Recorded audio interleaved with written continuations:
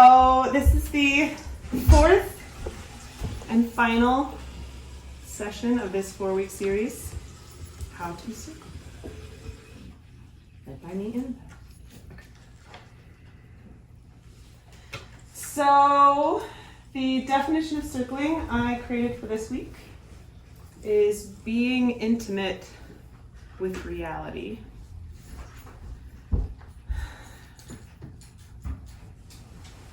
So I'm using a pretty expanded definition of the word intimate. Like attentive, tender,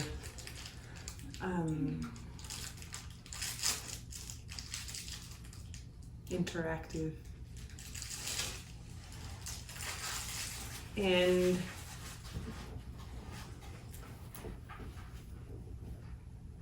wonder if anybody else has questions or thoughts with this. It seems pretty straightforward to me, but I don't know if it actually is straightforward. Steven thinks it's straightforward. Yeah. You got a thumbs up, Tane? Straightforward? Thumbs up, David? Yeah. Right. So obviously so far I haven't told you how to do this, but I wanted to give you a sense of like, this is what the practice is. Okay, great. Yeah. So I'm just diving straight into good circling things that don't happen in bad circling. So these are not requirements. These are not expectations. They're just the kinds of things that a person is doing when they're doing some pretty good circling practicing. Yeah. So the first one for today, I'm willing to cut with my love.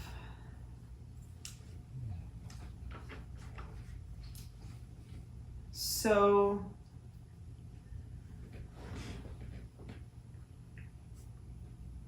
if I'm gonna bring like sharpness, like we all know, like if I say these words, they're gonna hurt. Like, and so then it's like checking like, what is the energy source of these words? Is it retaliation? Is it resentment? Is it reactivity? But it's a very specific feeling. You can tell when the energy source is your love. You're like, I know this is gonna hurt, and I know it's coming from my love, and that I'm gonna be willing to stay with the pain. And I'm willing to cut. And personally, what I also like to do is when I feel the desire to cut from the other energies, I let it simmer longer. And it's often the same words do find their way to my heart. And so the actual words end up being the same, but the energy source has changed. And it doesn't guarantee that I'm understood. It doesn't guarantee that the person's not mad at me. None of that stuff is guaranteed. Any questions about this?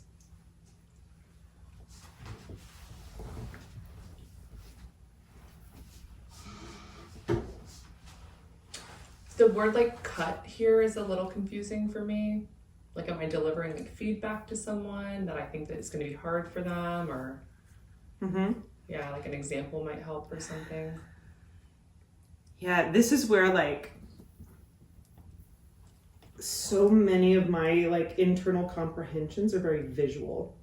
And for me, it's like it's like my sword. Like I've got this huge like knight's sword of like my ability to hurt another human with my actions. And that I'm willing to wield it with my love.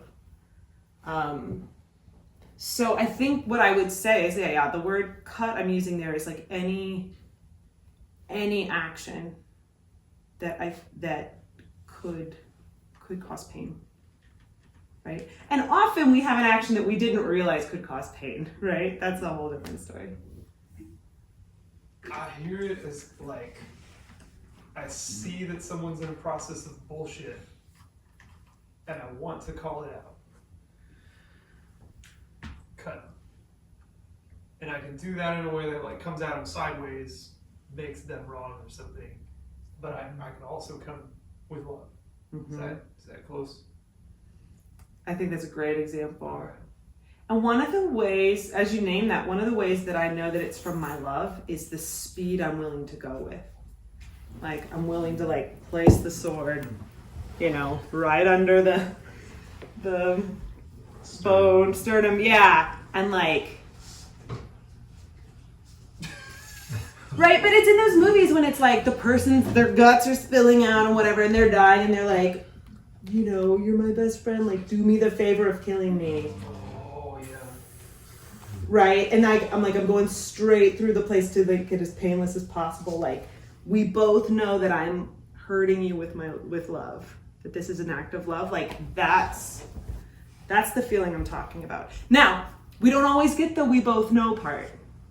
Ideally we do, and in some of our closer friendships we start to get to where it's like, there are certain people where like when I start to feel like I'm getting cut by their words, I'm like, I have that trust in this connection where I'm like, okay, I know they do this. I know they only cut with their love.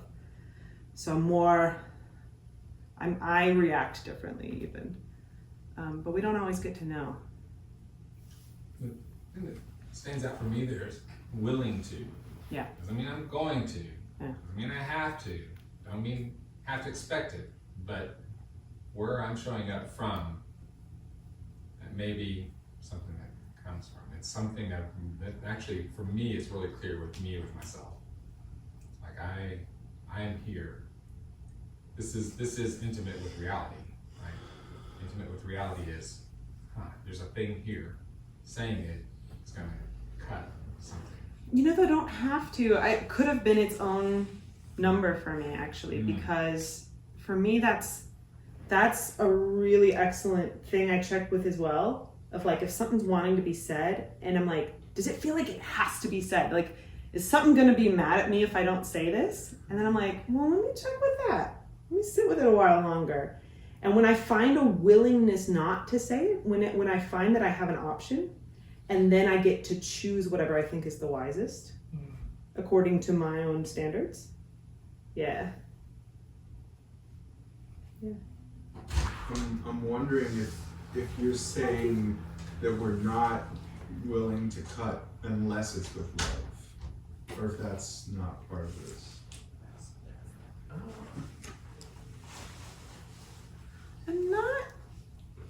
I'm personally not gonna say that. But it could be interesting to kind of run the experiment in your own life. Like, what happens when I cut from my love versus when I cut from these other things? How does it tend to play out afterward? What do the results tend to be? Just start to gather data and see what your preferences are. Yeah, I see it as like a 2x2, right? Like unwilling to cut regardless. Or like willing to cut but with love. Or like willing to cut with or without love, right? Yeah. There's one possibility. Willing to cut without love doesn't, or like I always cut without love doesn't feel right. I can just throw out that corner of the grid. I'm sure there's people. Ooh. Yeah. Yeah. All right, so we're kind of clear on this one? Great. Onward. So include joy, mistakes, play, desire, laughter, etc. And I want to actually dive into the etc. So what I want to do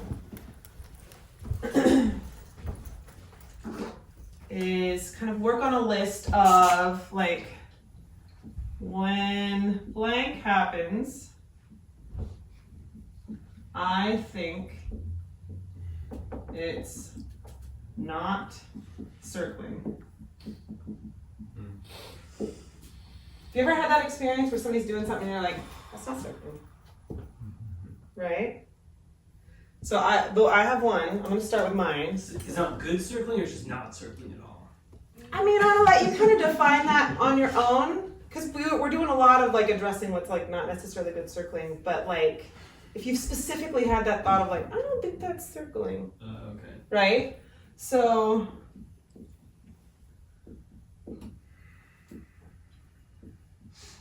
this is a recent one for me. If I actually like do something I'm really proud of myself and I actually like admit it.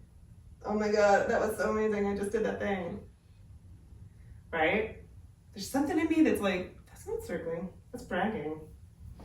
That's not circling. Does anybody have anything else? Am I the only one that has this experience? I have this experience definitely, but I'm not sure I can pinpoint anything. Tell like a story about something that happened last month. Specifically, that's one. Yeah, yeah. It was Tuesday at Circle. Yeah. Thursday circle. Giving advice.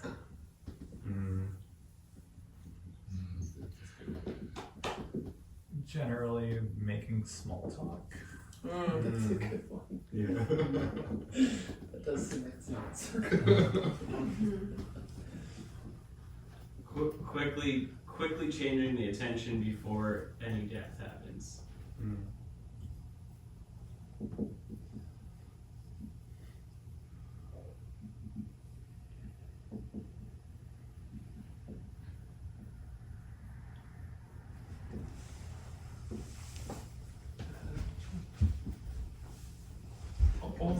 Like assuming everybody is exactly like me. You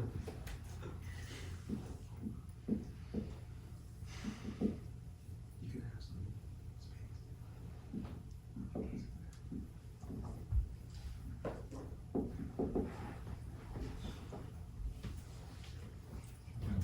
I'm saying leading. Yeah, that's Leading. Does it matter like if they say they're leaving or not? Or is it all leaving? All leading. All leaving. You're not committing to connection. Right. It's staying physically connected with us. It's not commitment to connection. No blaming.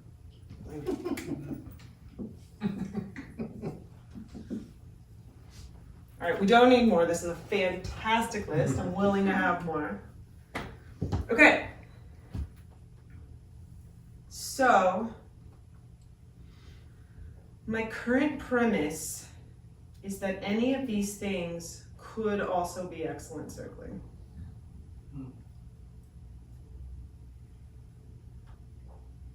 And like I notice in me, especially when I facilitate, like this thing is like really alive in me.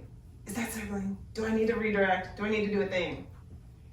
And I find it really important to kind of like breathe a little longer when something arises and be like, and then what's happening with it? How's it playing out? What's going on?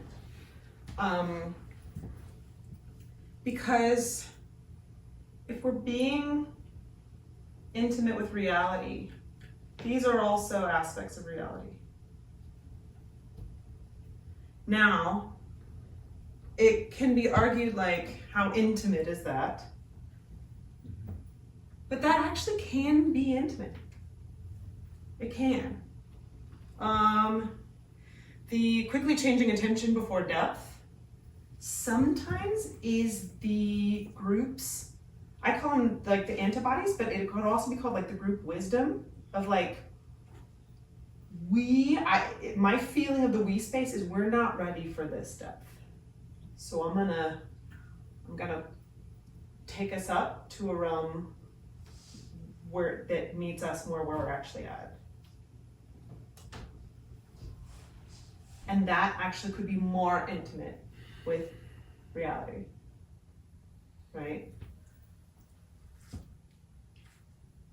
Any questions about this? Can I just check that I'm hearing right? Like, I think what you're saying is like it's circling when any of these things happen within the frame of my awareness of them. If that awareness isn't there, if it's just happening, right, if that's off, then I'm not circling. Is that, am I right? But if I'm like, I'm holding the thing within that awareness. Yeah. So, absolutely, I love that definition. Like, if I'm aware that I'm blaming, I'm doing excellent circling. If I'm like actively making a choice to leave, that's amazing. And I think I also want to say, I think I also maybe am fighting for a little bit more space for first timers and people who don't know yet, that like this kind of stuff doesn't have to get kind of shut down and redirected immediately. Like we have enough space for this stuff to happen also. It can be part of the we space that coexists. Oh, I just saw that, right? Because like the awareness of it might not come from me. So like you said, when this happens, I think it's not so like. Yes, if the person I'm blaming is aware of what's happening, we're circling. and this is where, when you have that Cool. skill, this is where you can take this into your job and your family. You don't need the other person to participate. Right. And we're still circling. That it's still a we. It's still a we. I don't need their behavior to be different to have the we. Yeah. To have it. Yeah? Yeah? All right. Okay. Also, I'm noticing like the list that I made especially, it's like whatever I'm like not welcoming in me, like if I'm not in touch with my desire and someone else is really like fluidly expressing their desire in a circle, I'm like, that's stupid. Like, what are they doing? Like, that's not circling. You know, it's very you know, but when I am in touch with my desire and I see it, I'm like, oh man, they're circling so great. Okay. Curate and practice my own code of ethics.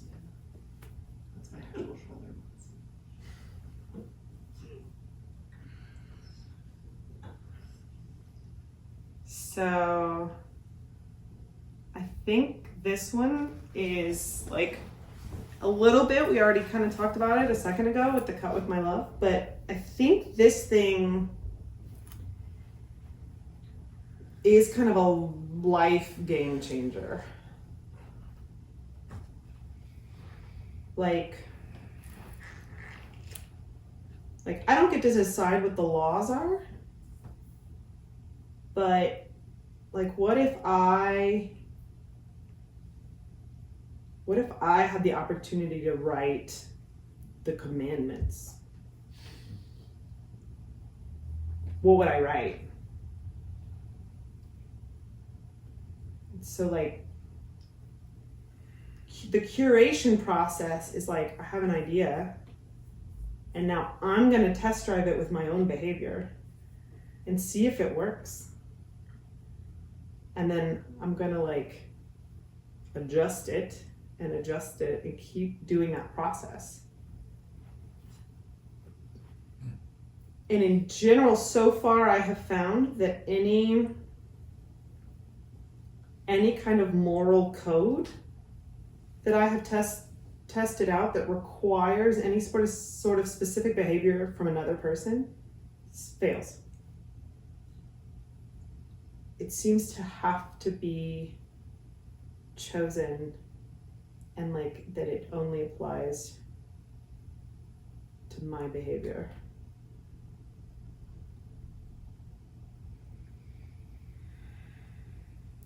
That doesn't mean I can't like verbally share it with others and kind of all that stuff. Is this kind of making sense? Yeah, I love, there's something in just what you said, something about this. When I first read it, I say curate is, okay, let me decide what it is, and then practice, okay, let me do that thing. But there's something in the moment, the curation and practice really look like the same thing. They're the same, they're different sides of the same coin. I can tell by what's happening in me, something is out of alignment. And there's just discerning what that out of alignment is the curation. And the practice of doing that discernment is that, and it's like it's not like this external end thing. It's an internal with myself thing, right? Mm-hmm. Yeah. Mm-hmm. And then how does this thing interact? How successful is it? What kind of results does it get when I take it out for a spin? Yeah.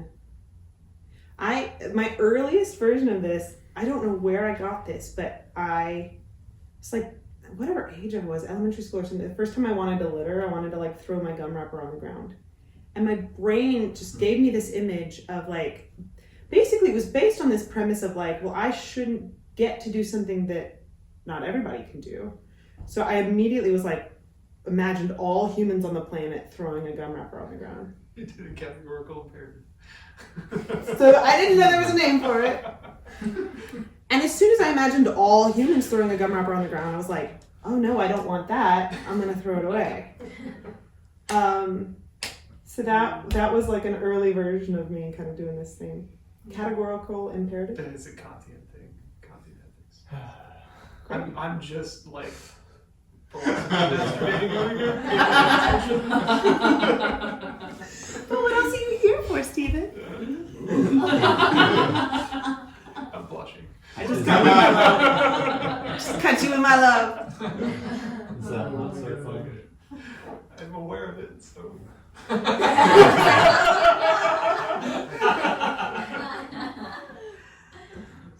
All right, are we clear on this one? Yeah? Yeah. Good. Boom. Explore connected polarities. Okay, I have a couple of ways I want to kind of go toward this. The way I want to start is I want you to see if you notice. It could be, if you've done a lot of circling, it could be in the context of circling. It could be in the context of kind of social interactions or group interactions. But do you have a tendency? Right? So I made a list of like examples, like I tend to talk, or I tend to stay silent. I tend to observe others, or I tend to observe myself. I tend to ask questions. I tend to make eye contact or not. I tend to make jokes a lot. Some people I've noticed at circling tend to like only speak when they're naming something that's in opposition to what just got spoken. As I start to say this list, are you starting to get a sense of what your tendency is? All right, I've got some nods, but to move forward, I want to get some more nods. It doesn't have to be like your strongest tendency, but like one that you're aware of. Yeah? We got it? Okay. So now I want you to try to imagine like what type of behavior might be I'm going to say it's connected opposite. So like it would be the other side of the magnet.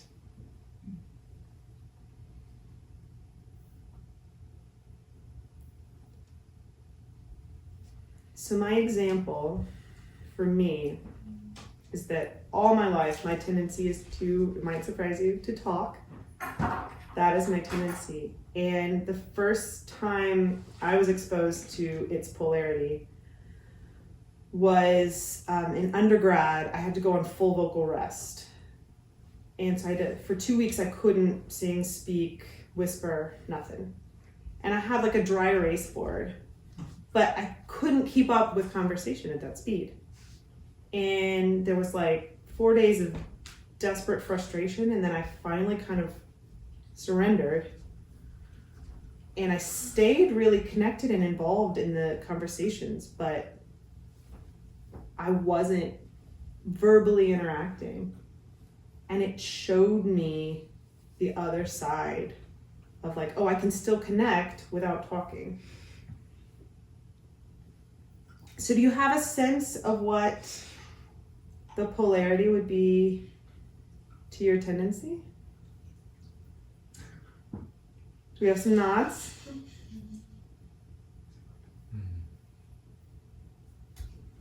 So what I would like to do is take those out for a spin.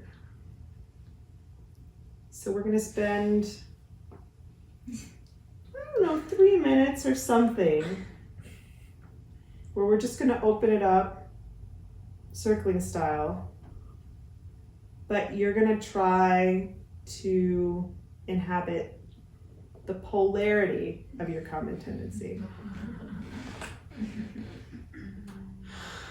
Does this make sense? Anybody need more clarity before we dive in? All right, let's go. Super nervous to do this. Like pair up or I can feel my heart beating fast. Good extra sensitivity.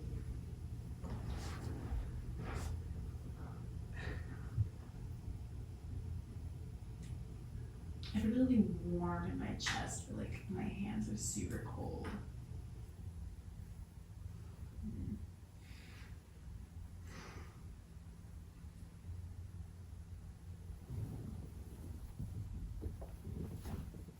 I feel like I really just want to hear everyone's connected polarities.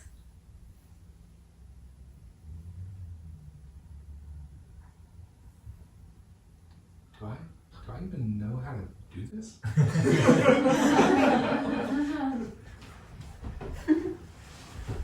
what the actual fuck?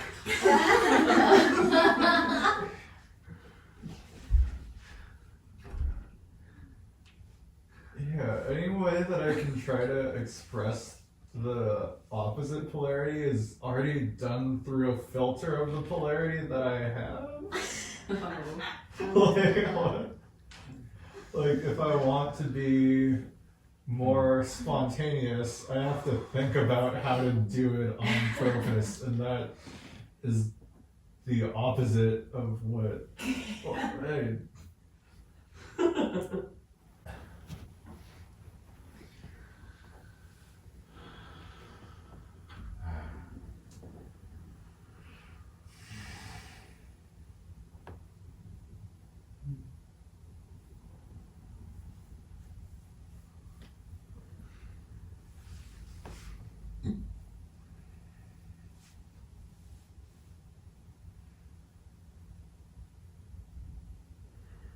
It's a very weird time to practice self-doubt.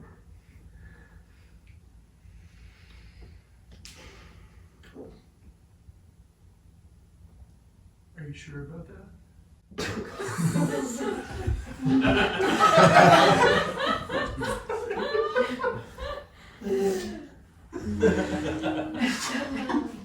Wow, see, it's actually funny. Is that the opposite of your tendency? I need a time scope variable on this. That's why I keep blowing out like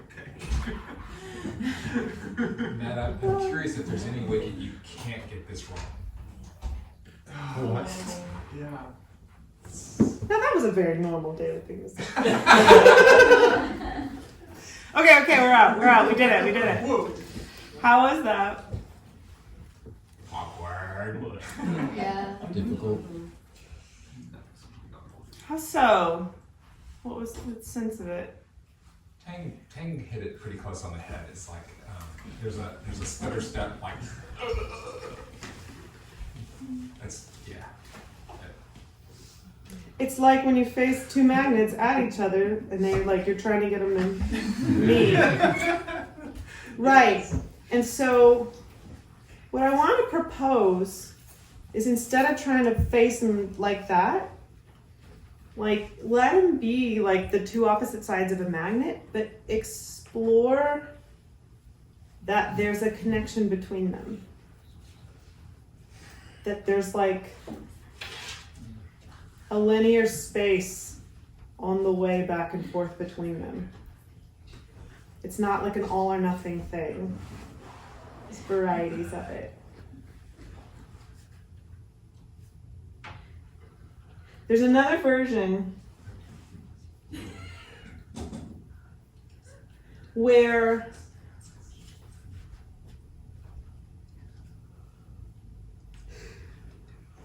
I think I want y'all to actually be listening.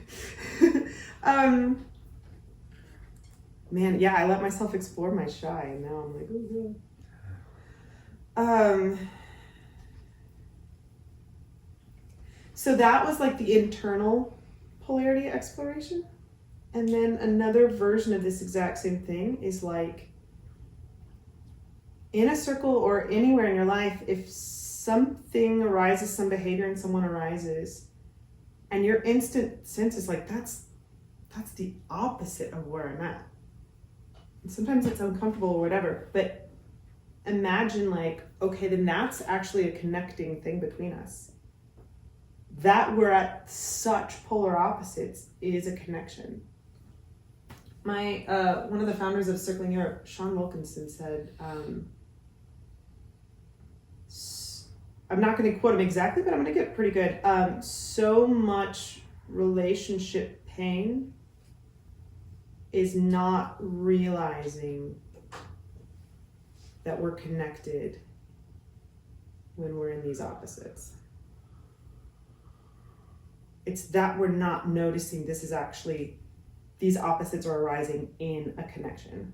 Like, and I often, when I in circling, especially when I notice this, it almost seems to arise in me innately. Like if someone is like very strongly embodying something, it's as if my being wants balance and starts to actually embody more of its opposite.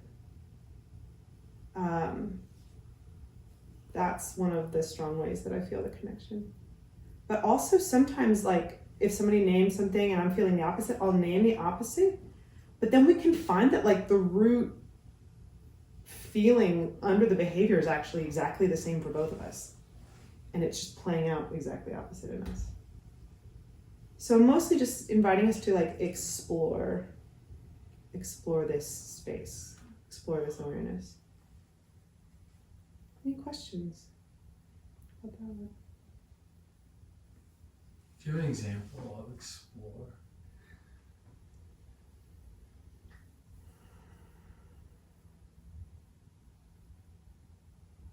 Other than what I named? Like what would it look like from like inside me as I'm like, if I'm like trying it, or what might it feel like? Did you walk in after we? Yeah, my bad. That happened. I mean, would y'all agree with me that we did? Okay, cool. Yeah, so you'll have to watch the video and find out. When it comes out on DVD. Any other questions? There's a part of this, I like the question explore because there's something different that happens here. I've noticed, I've been engaged in a practice of like noticing when there's a disruption, when there's a clenching or something, that it's like two parts of me. Like if I feel a dissonance, sometimes I'm tempted to project it out there, but if I feel here, it's like, oh, wait a minute. There's something inside of me is fighting something else inside of me. And so something in the explore is like, oh, can I actually let the protector, whatever the thing is that's blocking, can I just relax that and say, what's the thing underneath there? What is it? What are we fighting against? Let's listen. Let's listen deeper. This exploration is kind of different. The way that we did this, sort of inviting myself to for that part of me, that quiet, that part of me that's getting stuff down, to look up at the protector and say, hey, protector, what's going on with you? Mm-hmm. There's a way that I get to come at myself from the inside rather than kind of from the outside in. It's as if the dissonance, the very feeling of the dissonance is not realizing we're both needed. Like we're both part of one magnet. Like and our differences are important and valuable. Yeah, and it's weird too, because just naming that, it's like part of the stutter step is like the protector part of me, the part of me that's supposed to know and have control, kind of like, what the fuck? what are you doing? Because it's like, yeah. Right, and then do you notice that the what is it, the shy one, is that what you said? Yeah. Gets to actually care about the protector? Yeah. Yeah. Gets to protect the protector, like, how are you okay? Yeah. Okay. We ready to move on? You good? Oh my god, this is perfect. Okay. I love this one.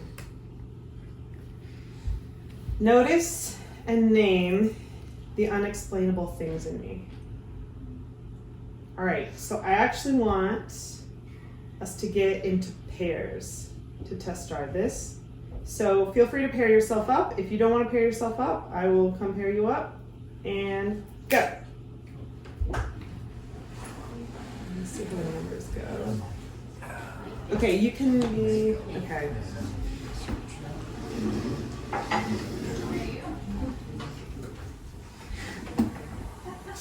Yeah, and then the numbers come out right, yeah? Perfect. We're pairing up, Josh.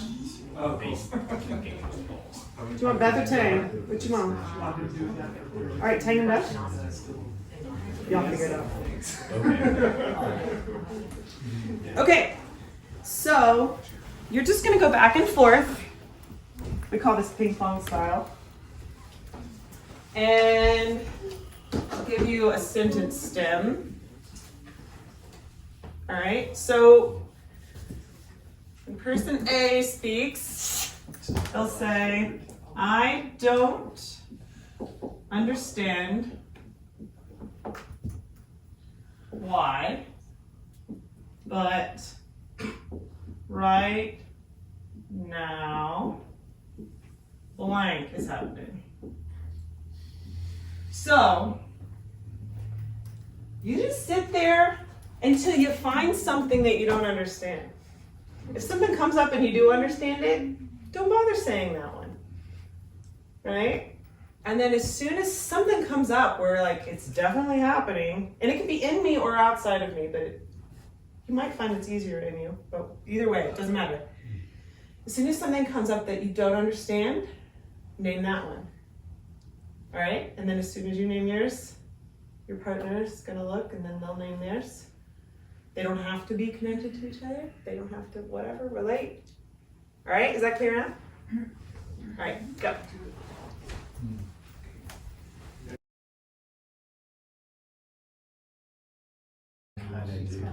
All right, so wrap that one up. So have my version and then like that. Know that I'm yeah. All right.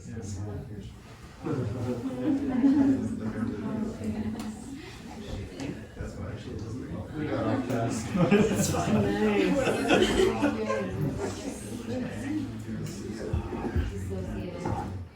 Nice. So how was that? What was that like?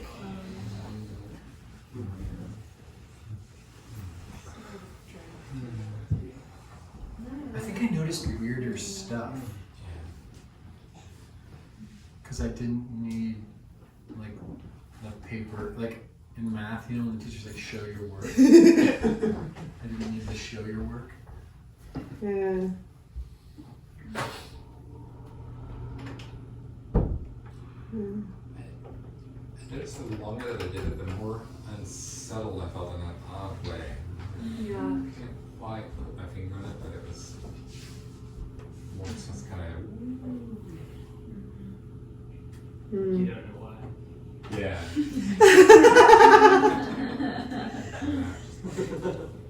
No, I do. I actually have a theory of why. I mean, I do think something like this should occur in balance. Because this is, yeah, this is a hole you could fall down in. Yeah, but it's definitely, I think, a very lovely spice in the circling soup. This one's one of my favorite flavors. Does that make sense? Yeah. We're actually going to build on this for the next one. But does anybody need any more kind of about this one before we build on it? We're good here? Great. Steven, your face. I'm loving all of this, and I don't understand why. Don't know why I didn't come. Okay. I understand what. Okay.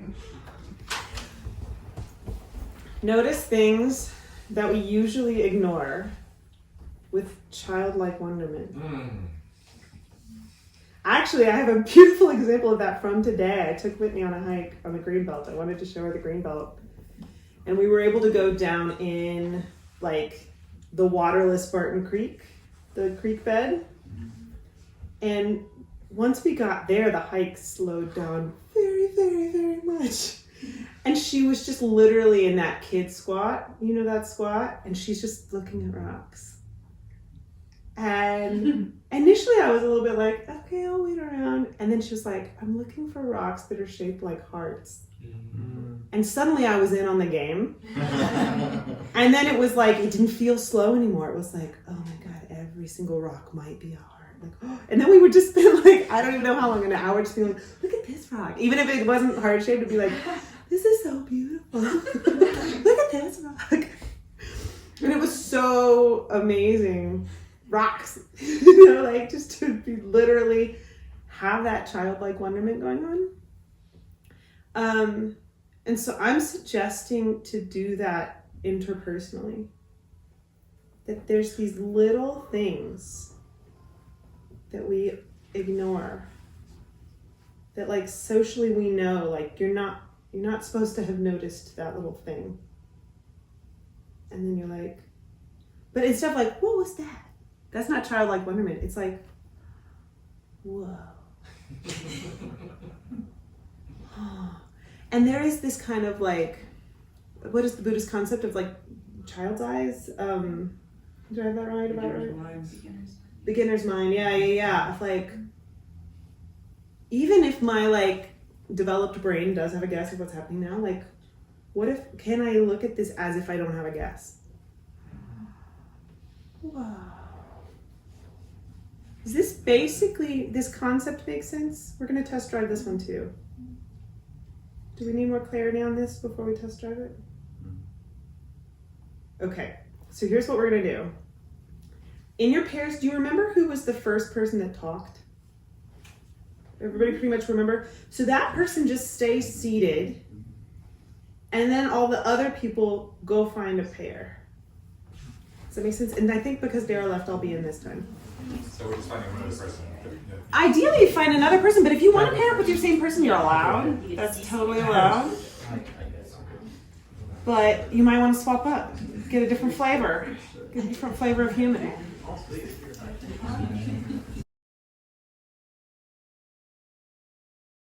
All right. So, one person tap the top of your head. I did it first. All right. So right now you're person A, I'm person A. Oh, okay. and the person who didn't tap your head is person B. Okay. Person A is still doing this. Still doing number 5. I don't understand why, but blank is happening right now. Person B is doing, noticing person A with childlike wonderment. Okay? And you can ask, person B can ask questions, right? So basically we're birthday circling right now, okay, right? Right? But I'm adding these specific flavors to it, right? So you can ask questions and person A can choose to answer the question or say another, I don't know why the blank is happening. But person B isn't naming their wonderment. Oh, you totally can if you want to. Yeah. No. Yeah. Totally. Is that clear enough? Yeah. Oh, sorry. Everybody else get it? Definitely. All right, let's dive in. Let's do about Yeah, about 3-4 minutes of that. All right, go. So you do. Just one person and Jesse. Everybody else is like, why? Yeah. So let's wrap that up. Get back here. I was circling him and then he's like, are you gonna do that? And I was like, oh, I don't know. So whenever you're ready, you'll just swap roles, Pretty significant. right? So B is now gonna not understand why but blank, and A is gonna notice things you usually ignore with childlike wonderment.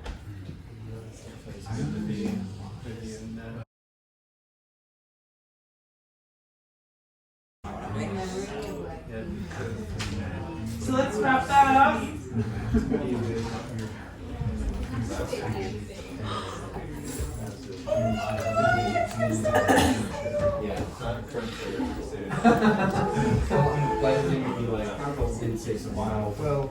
All right. We're at time. Are there any questions or anything anybody wants to share about that experience?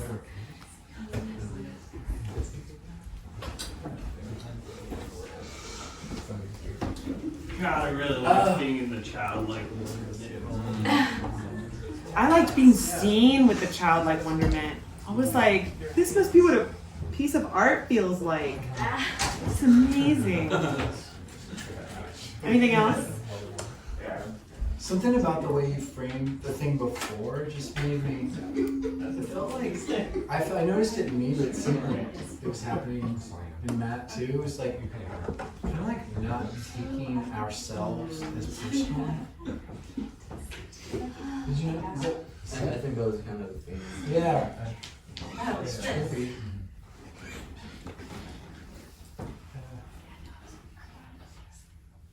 Tang, Stephen, you want me to talk to Tang? You didn't want to say a lot. No, well, it was just like a weird thing where I noticed these pants, and then my hands and face were noticed, and I think in kind of the same way on both ends, where like I can't see my face, so the way that I see my hands and the way that I like perceive my body is different than the way that you do. In the same way that like I can see your pants in a way that you can't see your own hands. It sounds like you nailed the childlike wonder. That sounds perfect. All right, so awesome. That was great. We have about 15 minutes, and then we'll do 2 hours of surrender leadership or whatever boss facilitates. And thank you so much. Bye. My grand finale.